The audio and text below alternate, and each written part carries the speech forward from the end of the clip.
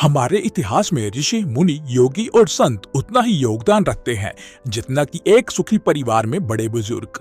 हिंदू धर्म के प्रत्येक वैदिक ग्रंथों में ऋषि मुनियों का जिक्र जरूर होता है, पर शायद ही आपको ऋषि मुनि योगी और संतों में अंतर पता होगा। अगर नहीं पता तो इस वीडियो के साथ बने रहें। आसान भाषा में समझें तो वेदों में ऋषि को एक टाइटल बताया गया है और यह टाइटल उन्हीं को ही दिया जाता है जिन्हें अपने शास्त्रों के बारे में सब कुछ पता होता है और इन्हें हर चीज के पीछे की साइंस के बारे में भी पता होता है। और वहीं मुनि शब्द संस्कृत के एक शब्द मनन से लिया गया है जिसका मतलब सोचना होता है। मुनि उन्हें कहा जाता है जो बहुत ही गहराई से सोचते हैं।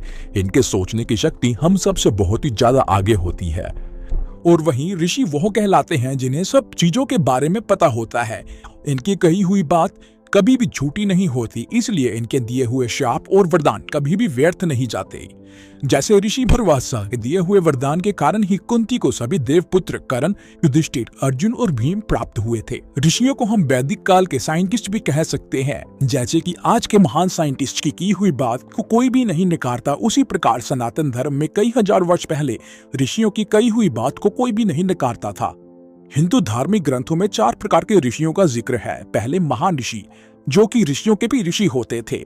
दूसरे राज ऋषि, अगर कोई राजा ऋषियों के लेवल का ज्ञान प्राप्त कर लेता है तो उन्हें राजऋषि कहा जाता है। तीसरे देव ऋषि, अगर कोई देवता बहुत ज्यादा ज्ञान ले लेता है तो उन्हें देव ऋषि कहा जाता है, जैसे नारद मुनि जो कि एक देव ऋषि है।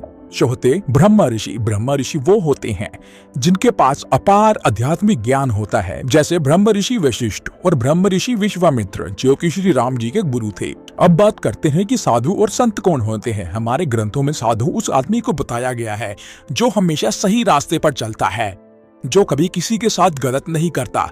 और संत वो कहलाते हैं जिन्होंने कड़ी तपस्या से ज्ञान हासिल किया हो, जिनसे वह समाज का कल्याण कर सकें। सीधे शब्दों में संत वह लोग हैं जो समाज को सही राह दिखाते हैं।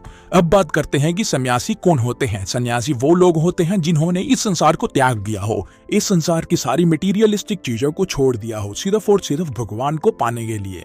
अब बात करते हैं योगी कौन होते हैं। योगी अपने आप को संत बताते हैं और उनकी सारी जिंदगी भगवान की साधना करने में ही निकल जाती है। तो दोस्तों, यह